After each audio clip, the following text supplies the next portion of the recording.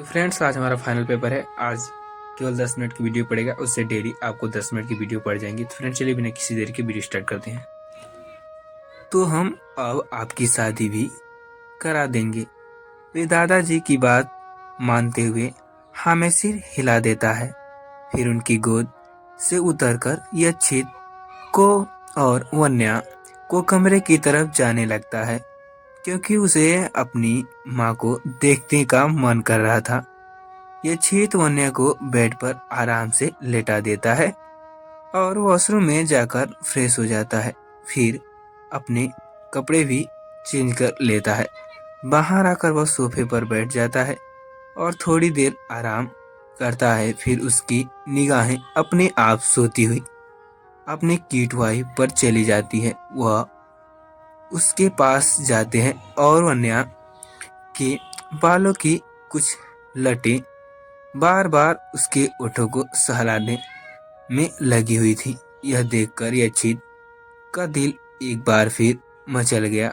उसने आहिस्ते से उसके बालों को साइड किया और उसे किस करने के लिए जैसे ही उसके ओठों को वन्या के ओठों के पास ले जाने को हुआ, वेद फुसफुसाते हुए उसके कमरे में आ गया, जिससे यक्षित की किस अधूरी रह गई।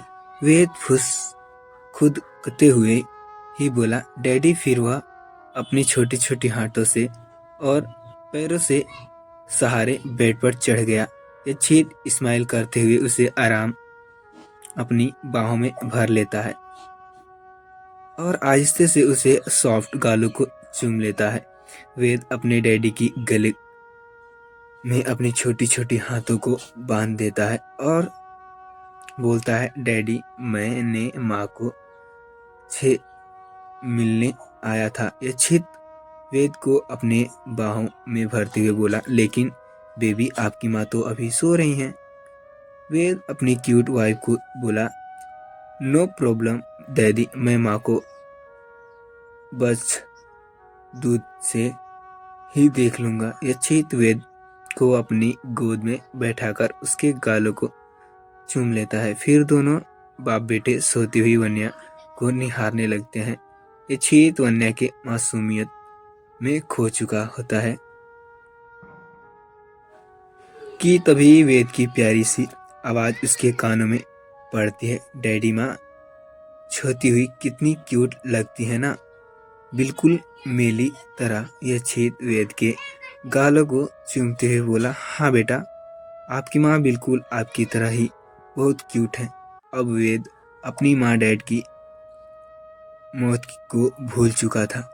अब यक्षित और वन्या ही उसके माँ डैड थे, जो उससे अपनी जान से ज्यादा प्यार करते थे। वेद की भी यक्षित और वन्या को अपने माँ बाप के रूप में पाकर बहुत खुश था। दोनों बाप बेटे एक बार फिर वन्या को देखते हैं, जो खो गए थे। तभी वेद ने अपने कुछ ऐसा कहा जिससे यक्षित उसकी तरह देखता ही रह गया, जैसी, जब मैं बड़ा हो जाऊंगा तो मैं बिल्कुल माँ जैसी लड़की से शादी करूंगा। यक्षित उसके सिर को प्यार से सहलाते हुए बोला, बेटा, पहले आप बड़े तो हो जाओ, फिर मैं और आपकी माँ इस बारे में सोचेंगे। ओके। वेद ने हाँ में सिर हिलाया और वहां से निकलकर अपने टाई वाले रूम में चला गया खेलने के लिए। यक्षित अभी भी सोती हुई वन्या को निहार रहा था। वन्या भी आप नींद से जाएगी ने वाली लग रही थी। वह जाकर बेड पर बैठ गई। उसने टाइम देखा, शाम के 6 बज चुके थे। फिर अपने सामने बैठी यक्षित को तरह देखा। तभी उसे वेद का ख्याल आया। वह यक्षित की तरह देखते हुए बोला, यक्षित, क्या वेद यहाँ आया था? एक काम करती हूँ, मैं ही उसे देखकर आ जाती हूँ। यह कहते हुए वह जैसे ही बेड से उठने ही लगी थी, यक्षित ने उसे उसके कमर से कसकर पकड़कर उसके करीब खींच लिया। उससे पहले कि वन्या कुछ कहती, इच्छित उसके चेहरे पर आ रहे वालों को कान से पीछे करती हुई बोला, यार तुम्हारा पूरा ध्यान तो अपने बेबी पर ही होता है, कभी तो अपने बेटी के डैडी पर भी ध्यान दे दिया करो। ये बोलते हुए वह वन्या के ओठों को तरफ झुकने लगा था तो वन्या अपने हाथ इच्छित के ओठों पर रख देती है और एक नज़र उसे घूर कर देखते हुए बोली, किसके लिए अलावा और कुछ सोचता है? आपको जब देखो तब किस किस करते रहते हो। यह सुनकर यच्छित इस्माइल करता है और वन्या को अपने नीचे करते हुए खुद उसके ऊपर आ जाता है। यच्छित के इस हरकत तरह से करीब आ जाने से वन्या अनकंफर्टेबल हो जाती है। यच्छित उसे टीम करने के लिए उसके ओठों के बेहद करीब जाता है और कहता है, यार कैसी वाइफ हो तुम, नॉर्मल वियर चाहती है कि उसकी हस्बैंड उसके साथ रोमांटिक हो और एक तुम हो जो उसके हस्बैंड को एक तरह से इग्नोर कर देती हो। वन्या के दिल की धड़कनें तो पहले ही बढ़ चुकी थी। ये छिट के इस तरह से कहने से वह उसे और बेचैन करने के लिए अपने ओठों को वन्या के कान से पास ले जाता है और गहरी सांस छोड़ते हुए बोला, डोंट यू सी मैं तुमसे कितना प्यार करने लगा हूँ। वन्या तो ये सुनकर शॉक्ड ही रह जाती है। उसे अभी भी यकीन नहीं हो रहा था। यच्छित ने उससे जो कहा था उसे इस तरह हैरान देखकर यच्छित इस्माइल करता है, जो उससे ऊपर से उठने हुए उसे भी उठाकर बेड पर बिठा देता है और कहता है, इस तरह से शॉक्ड होने की कोई ज़रूरत नहीं है, जाओ जाकर फ्रेश हो जाओ।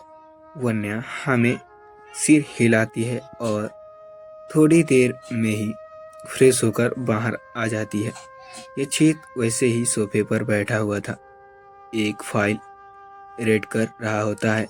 जब वन्या बाहर आती है तो यच्छित उसे अपने पास बुलाता है। वह अपने छोटे छोटे कदमों से उसके पास जाता है और उससे थोड़ी दूर पर उसके बगल में बैठ जाता है।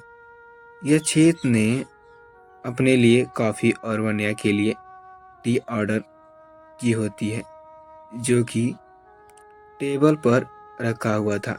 यच्छित एक नज़र वन्या को देखता है, फिर उसे अपने गोद में बिठा लेता है, जिससे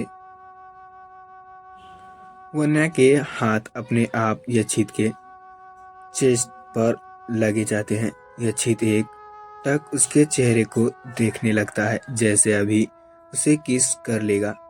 वन्या एक नज़र आँख उठाकर उसे देखती है, फिर खुद को देखता है। देख अपनी नज़र झुका लेती है। वह स्माइल करते अपने नज़र झुकाए हुए पूछती है, जज आप मुझे ऐसे क्यों देख रहे हैं? यच्छित उसके गालों को सहलाते हुए बोला, मैं अभी अभी जो कह लगता हूँ तुम सो नहीं। फिर अपनी एक उंगली से वन्या को चीन को ऊपर करते हुए उसके चेहरे को देखने लगता है। वह उसे देखते हुए भी बोला, वन्या मेरी आंखों में देखो। वन्या हिम्मत करके उसकी आंखों में देखती है। उसकी आंखों में एक अलग ही पोजीशनेस एक अलग ही जुनूस और अपने लिए दिखाई देता है। वह उसके गालों को अपने उंगली से सहलाते हुए ही बोला, वन्या, यू आर मीन, अब तुम सिर्फ और सिर्फ मेरी हो।